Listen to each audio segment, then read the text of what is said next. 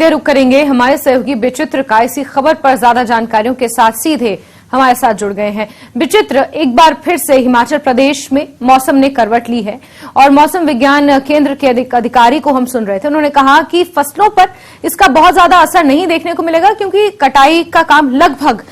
मैदानी इलाकों में पूरा हो चुका है और आगे आने वाले समय के लिए हालांकि ये बारिश वरदान साबित होगी, लेकिन अभी जिस तरीके से हालात बने हुए हैं, ओलावृष्टि हो रही है, आंधी तूफान आ रहा है, लोगों के घरों को इससे नुकसान पहुंचा है और जो सड़कें हैं वो नालों में तब्दील हो गई हैं। हालांकि गर्मी से राहत जरूर लोगों को मिली है। विचित्र,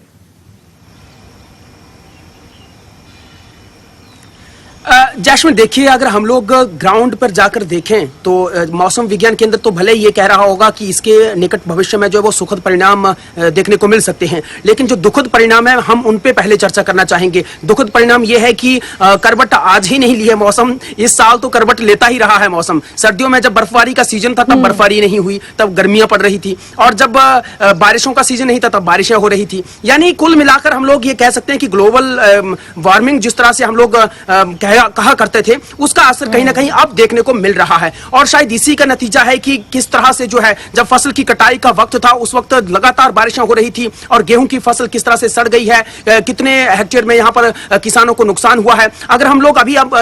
बात कर रहे थे, अभी जो खबरें आ रही थी वो नाहन, कांगड़ा, ऊना, यहां पर किस तरह से जो आम की फसल होती है, बहुत ज्यादा आम यहां पर होता है, लेकिन जिस तरह से ओलावृष्टि हो रही है उसकी वजह से आम पूरी तरह से जो है वो मटियामेट हो गए हैं, और इसके अलावा जितने भी फ्रूट्स इस वक्त हुआ करते थे वो सब के सब ओलावृष्टि की वजह से जो है उनको बहुत ज्यादा नुकसान हुआ है। हम ये कह सकते हैं दावे के साथ कि जिस तरह से ओलावृष्टि और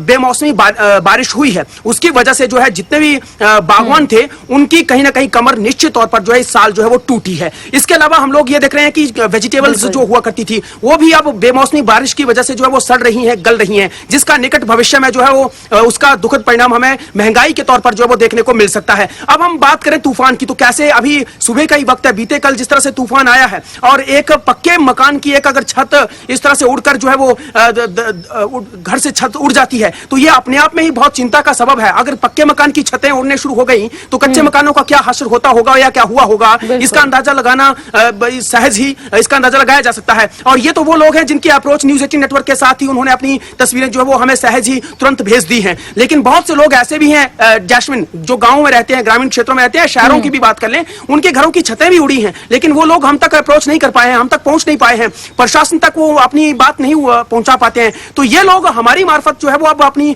आवाज उठा रहे हैं कि प्रशासन तक उनकी आवाज को पहुंचाइए, बात करवाइए, सरकार के समक्ष उनका पक्ष रखिए कि किस तरह से तूफान में उनको इतना ज्यादा नुकसान हुआ है। ठीक इसी तरह से जो है किसानों ने भी हमारे साथ यही बात करी थी पहले कि किस तरह से उनका इतना नुकसान हो गया है, लेकिन उनकी गिरदावरी करवाना, प्रशासन मौके पर आकर जो है उनका मौका मुआयना करें, ये अभी तक जो बहुत कम हो पाया है। और अब बागवान भी वही बात कहने लगे हैं कि मौका मुआयना उनका हो, क्योंकि बागों में जिस तरह से फ्रूट्स ओलावृष्टि की वजह से जो है मटियामेट हुए हैं उसका मौका मुआयना अगर समय पर नहीं हुआ तो निकट भविष्य में जिससे अपना परिवार पालते हैं, भरण पोषण करते हैं, वो उनका नुकसान उनको झेलना पड़ेगा। तो कुल मिलाकर हम लोग कह सकते हैं कि ग्लोबल वार्मिंग का असर ही शायद ये हो सकता है कि जिस तरह से जो है जिन दिनों में गर्मी प्रचंड होती थी उन दिनों में जो है वो ठंडक का इस वक्त जो है माहौल बना हुआ है। अगर मैं धर्मशाला की बात करूं तो धर्मशाला में इस वक्त 25 से 30 के करीब जो वो टेंपरेचर हुआ करता था, लेकिन वही टेंपरेचर 12 से 15 के बीच में सीमित होकर रह गया है। बात इंदौरा की करें, यानी धर्मशाला के जो कांगड़ा के जो बाकी के हिस्से हैं, दोहरा गोपीपुर, इंदौरा, ज्वाली, नूरपुर, शाहपुर, इन क्षेत्रों में जो है वो प्रचंड गर्मी पड़ा करती थी। इन क्षेत्रों में तो इन दिनों में जो ये तापमान है वो सीधे 35 से 40 डिग्री सेल्सियस तक पहुंचा करता था, लेकिन आजकल वही टेंपरेचर जो है वो 30 और 25 और 30 के बीच में जो है वो झूल रहा है। तो ये कहीं ना कहीं जो है बिल्कुल पूरी तरह से मौसम चेंज हो चुका है। और तस्वीरें अगर मैं साझा करूं इस वक्त भी देखिए, आज फिर से मौसम जो वाकई में पूरी तरह से तब्दील हो चुका है। पूरे कांगड़ा में बादल छाए हुए हैं। आपसे ये भी जानना चाहेंगे कि हिमाचल के मौसम का सीधा असर हिमाचल के पर्यटन क्षेत्र पर भी पड़ता है, और अब जो एक बार फिर से मौसम ने करवट ली है, क्योंकि पंजाब हरियाणा से हिमाचल बहुत नजदीक है, जिस तरीके से अब 4 लेन्स बन गई हैं तो डिस्टेंस बहुत कम हो गया है। ऐसे में पर्यटन पर कितना असर इस मौसम का देखने को मिलेगा आगे आने वाले समय में, क्योंकि वीकेंड भी आ रहा है? बिल्कुल। देखिए जश्न, मैं कुछ तस्वीरें इसलिए साझा कर रहा हूँ। ये देखिए, ये धौलाधार की जो पर्वतमाला है, जो पूरी तरह से इस वक्त जो है ड्राई हुआ करती थी, क्योंकि इतनी गर्मियां, प्रचंड तरह से गर्मी पड़ती थी यहाँ पर, और उसकी वजह से जो है ये पूरी तरह से सूख चुकी होती थी। लेकिन अभी आप देखिए ताजा हिमपात यहाँ पर हुआ है, और ताजा हिमपात की तस्वीरें हम अपने दर्शकों को इस वक्त दिखा रहे हैं मई के महीने में, और वो भी मई का क्योंकि एंडिंग वीक चल रहा है। और ऐसे में ये देखिए आप धौलाधार की तस्वीर की, जहां पर जो है वो बर्फ जो है वो अभी बर्फ से लकदक है। ये तो खैर अच्छी बात है कि बर्फ से लकदक होनी चाहिए, लेकिन टूरिज्म की अगर मैं बात करूं तो टूरिज्म पर भी इसका नकारात्मक असर ही देखने को मिल रहा है। इसलिए क्योंकि बहुत से टूरिस्ट जो है वो माजी में देख चुके हैं जैस्मिन की किस तरह से पहाड़ी इलाकों में गए हैं, और इस तरह से ओलावृष्टि, तूफान, और इसकी वजह से उनको कई बार नुकसान झेलना पड़ा है। तो ये हालांकि बहुत अनुकूल हुआ करता था, क्योंकि अगर पहाड़ों मैदानी इलाकों में तो प्रचंड गर्मी पड़ ही रही है, तो उसके मद्देनजर बहुत सारे लोग जो है वो पहाड़ों का रुख करते थे, ताकि जो है यहाँ पर